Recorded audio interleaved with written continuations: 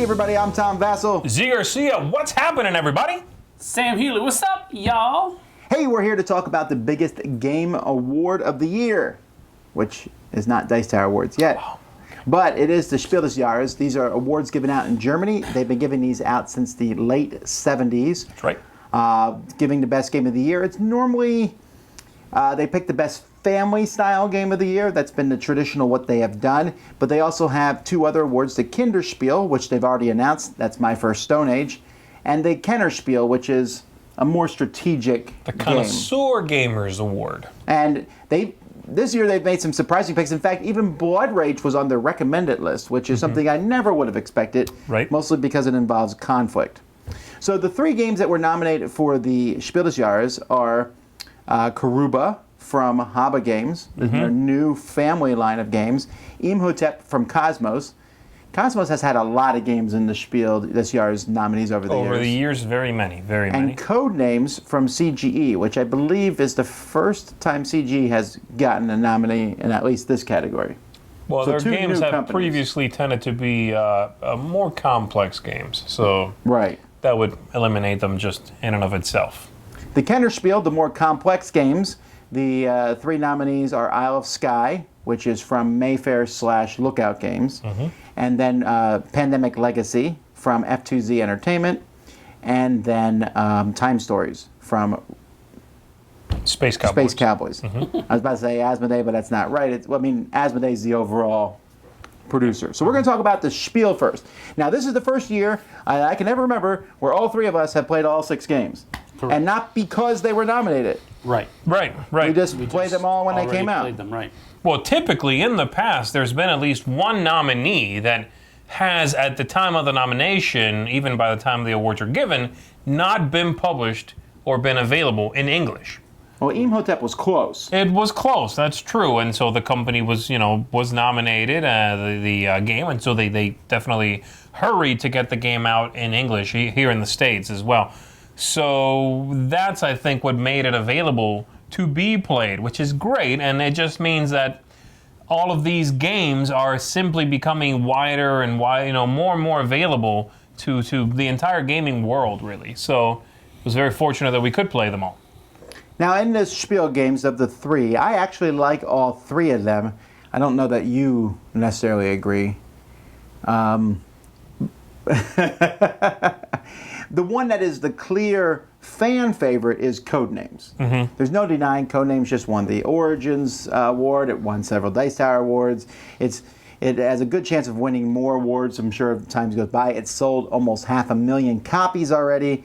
It's an extremely popular game by Vlada Shvato, who's known for big, heavy games, but he also does some weird party games. He's done Bunny Moose Moose before. Pictomania before as well. Right, but this is the one that took off like a storm. And so you're not as big of a fan of Codenames. No. And you think it's merely okay? I find it to be merely okay. I'm not a big fan of it either. I do believe I like it slightly more than Sam does. I can appreciate why people like the game. I find it to be just an okay party style, word style game. Okay, but you do realize that you are, like you mentioned, you're in the minority. Oh, there. very much so. Very, very much so. If there was a popular vote for this award, I'm sure Codenames would win. Easily, I think.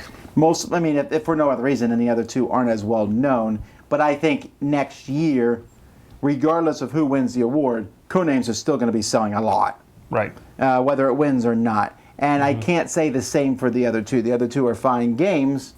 I just don't think that even unless they win the award, you won't hear much about them in the future. So you're thinking... Not because they're bad. You think Codenames is going to get it then? No, I didn't say I think Codenames is going to get it because the award is voted on by a committee, a smaller committee. I want to say there's 12-ish or 20 people on a committee.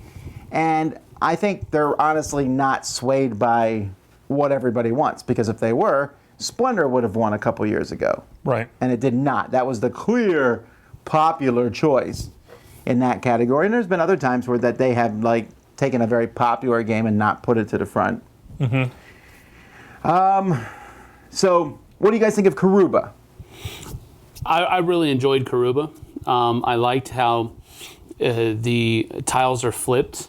One person chooses which one is flipped, and then the other people get to choose whether or not they're going to, they're going to flip it or they're going to discard it to... You can either play the tile on the board for Right. the connections on that tile, Right. or you can discard that tile to move your explorers on previous Right. tiles you've played. Right. It's a very simple game. It's got a very nice flow to it. Almost like a, not a lottery, but a bingo. Another game that's using this bingo-ish mechanic that Yes. they're really using it well. Yeah, yeah. That's what I really liked about it, yeah. Yeah, and the thing about the game is it certainly feels very solitaire oriented. I would say that that's something, if you don't like solitaire games, you're going to have a hard time with. But it is a very streamlined and easy game to get into. You can teach it to just about anybody. I don't know that it's so much of a I think it's more of a you're running your race. Mm-hmm.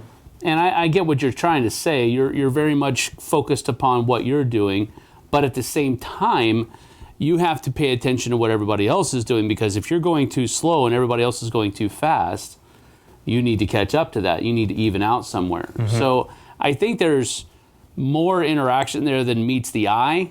I really do think, though, that it's more of a you're running your race and you're trying to run your race the fastest you can possibly do it, and you have to make decisions based on that. Right. So I'm not so much of a solitaire feel for me. It's more like I'm running my race.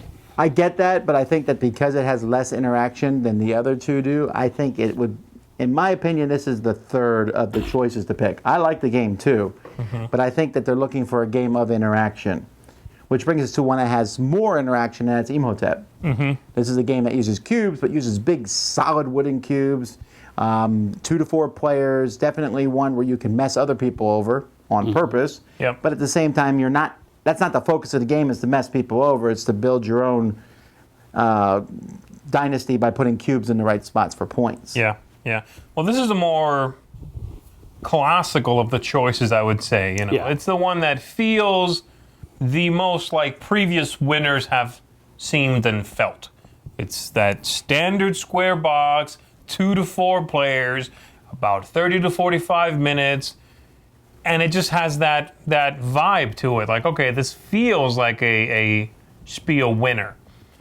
The game has a decent amount of interaction, though, as you said, but that interaction is almost like mean interaction. It's not really that I can affect what you do because I've gone to a place on the board where you now can't go.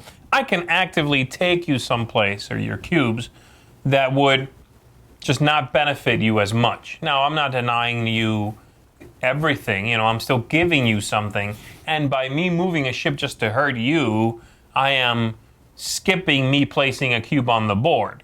So it is a trade there. There's a 1-to-1 loss for me there.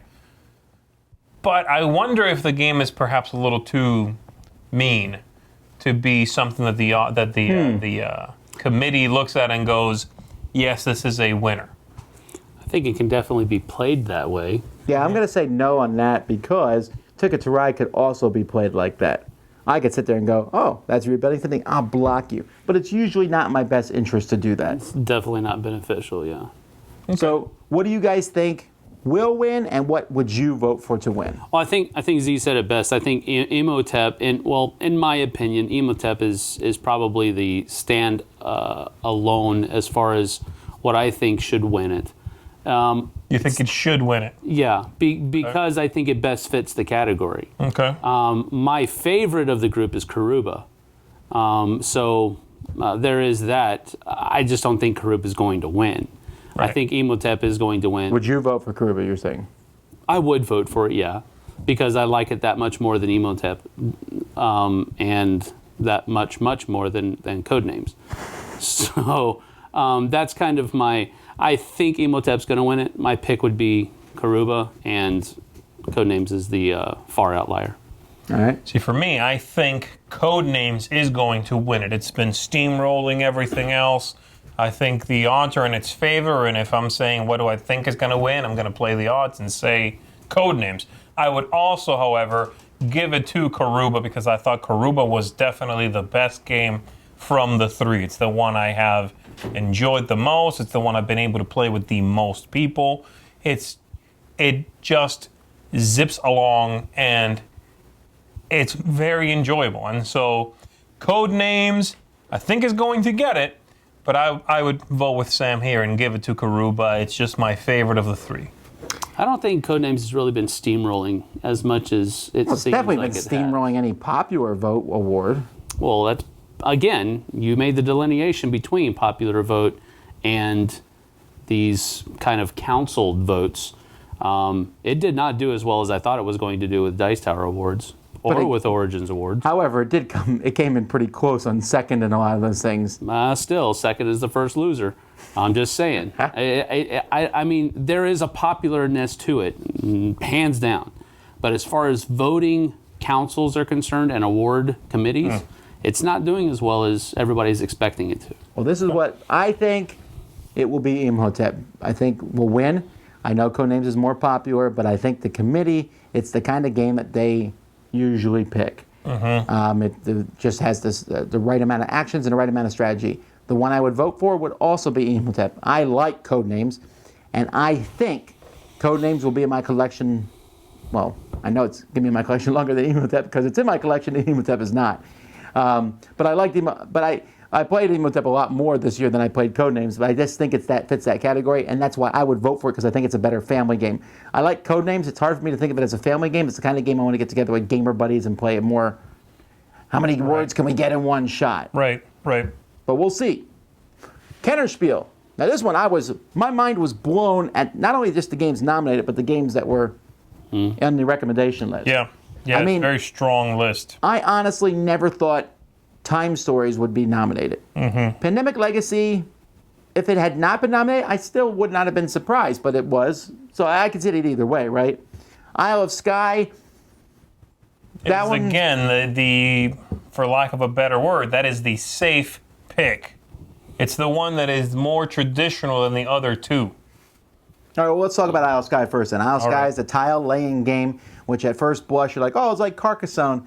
But not really. It's more of a try to set yourself up for multiple scorings that are going to happen over the course of the game. And there's a lot more going on in it with set collection, with bidding, with price setting, with buying and selling from one another. There's a decent amount going on in the game. It is not that light of a game, which is why it's nominated for the Kennerspiel. And it flows well. I found it to be an interesting game, but it's also a fairly dry one, I would say.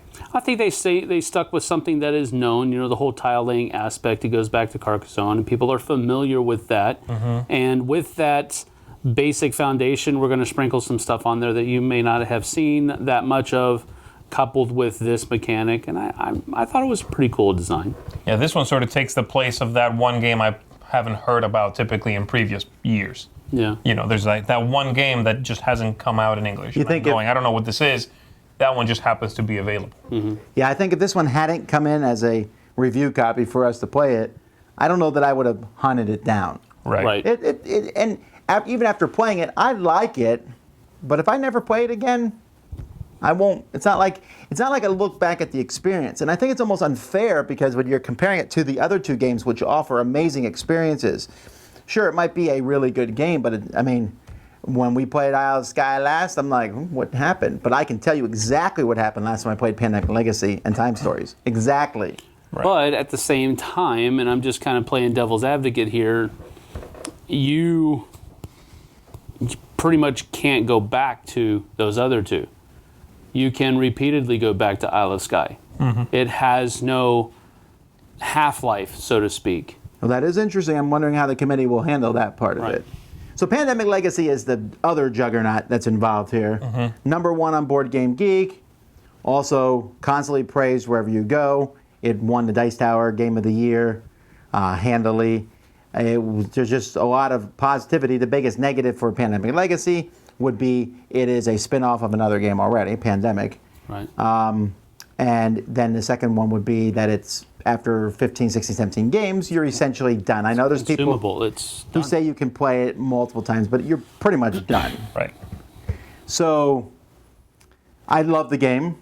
I think it's one of your favorites. You just said your top 100. Yes, absolutely, it is. And again, I think it all comes down to exactly what you said. How will the committee, the judges, feel about that idea of the game being a one-shot and done sort of game? It's a brave choice, though, to put it on the list, on the nominees list. And I think this year, especially with those choices they've made, especially on the Kennerspiel list, not so much the Spiel list, but Time Stories is a very strange, esoteric game. Pandemic Legacy is a strange game. It definitely feels like a new wave kind of game. I wonder if it's a push by the Spiel des Jahres to sort of not, I don't want to, this is going to sound negative, but to stay relevant. And by that I mean to be on top of the what's hot, what's trending, what's the new thing in gaming. As opposed to nominate 3 games that feel like they could have come out 5 years ago and no one would have batted an eye. That's interesting. And so I don't know. I wonder if that's also going to have implications into what gets picked as the winner. But we'll talk about that in 1 second. Well, I don't know. I mean, now that you put it that way, it is kind of strange, though, because Isle of Skye feels like that kind of game that could have come out 5 years ago and nobody would have said anything. Absolutely. And the other two are, on the cusp, maybe, kind of, so to speak. I don't know why they picked those two to push forward. I know very little about their nomination process or how they get their short list from that nomination process, but it seems like they would have wanted to stay away from including both of them rather than and clear maybe pick the better of the two. Yeah, that surprised me too. I would have thought Time Stories would have made the recommendation list, and Pandemic makes I just was surprised to see both of them. Mm-hmm. Time Stories, I think, is certainly the odd man out in this situation. It's the very odd one. This one has even less of a shelf life than Pandemic, and at the same time a longer shelf life, because it's the original game. You'll run out modules, fast, yeah. But there's modules continually coming out, and you can keep playing those modules, giving it a longer shelf life at a higher cost. But it is certainly the strangest game on the list, which probably means it fits the fewest game groups out there, which would be a disservice to have it win, I think, because it's quite likely to bomb with a lot of gamer groups. They simply don't like that style of game. And I think the Spiel has always been about that, sort of figuring out what that game is that most people will like. When grandma walks into a store and they need a gift for the kids, they look for that symbol, Spiel des Jahres winner, I'm going to buy that, because they're likely to like it. It's that standard, across the board winner. Time Story seems like it wouldn't make any sense for that to win. It's even strange for it to be nominated, as you're saying. Well, so give us your pick for what you would vote for and what you think will win. Obviously, you don't think Time Stories will win. I think both the winner and the one I would give it to are Pandemic Legacy. I'm so surprised. I would give it to Pandemic Legacy because I like it very much, but I think it's going to win because, again, it's been extremely popular. Number 1 on Board Game Geek. Everybody's been talking about it. And I think that having that be the winner reflects well on the Spiel also. So it's my pick, and I think it's going to be theirs.